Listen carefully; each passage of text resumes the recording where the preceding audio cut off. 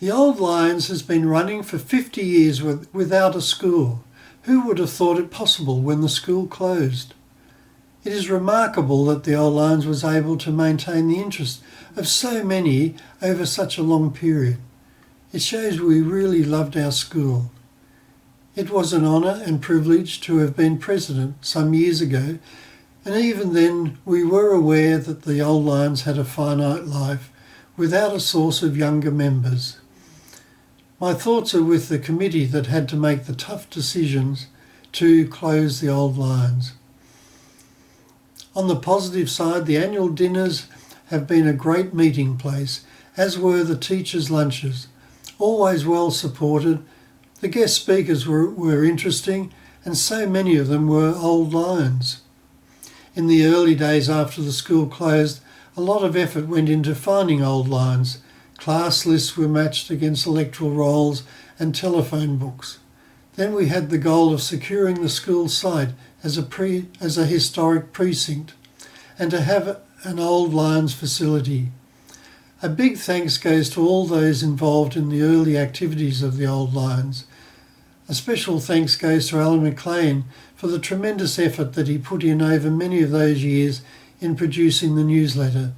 It always surprised me where he dug up the information.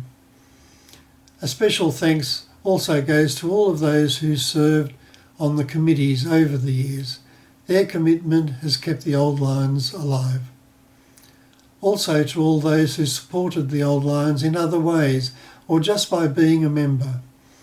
We had our battles over the years, firstly with the Education Department trying to get access to the site and preservation of the buildings, and secondly with the developers to save the old buildings. We had some small wins.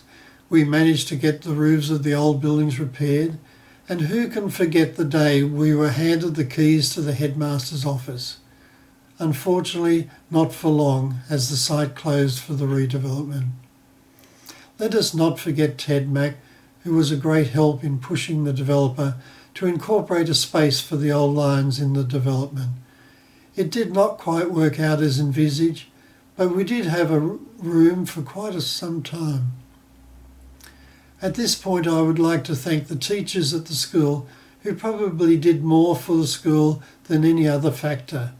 Their involvement probably was a key to the success of the Old Lions.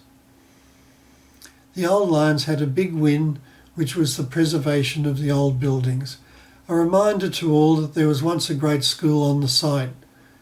The school might not have had fancy halls, sports grounds or a swimming pool, but for us it provided a great school environment. The final win for the Old Lions will be the ongoing endowment that we will leave for the future. I hope that everyone can make an additional contribution to make it a worthwhile memorial to our school. I am sorry that I cannot be at the final lunch, but I wish everyone the very best for the future. Carpe diem.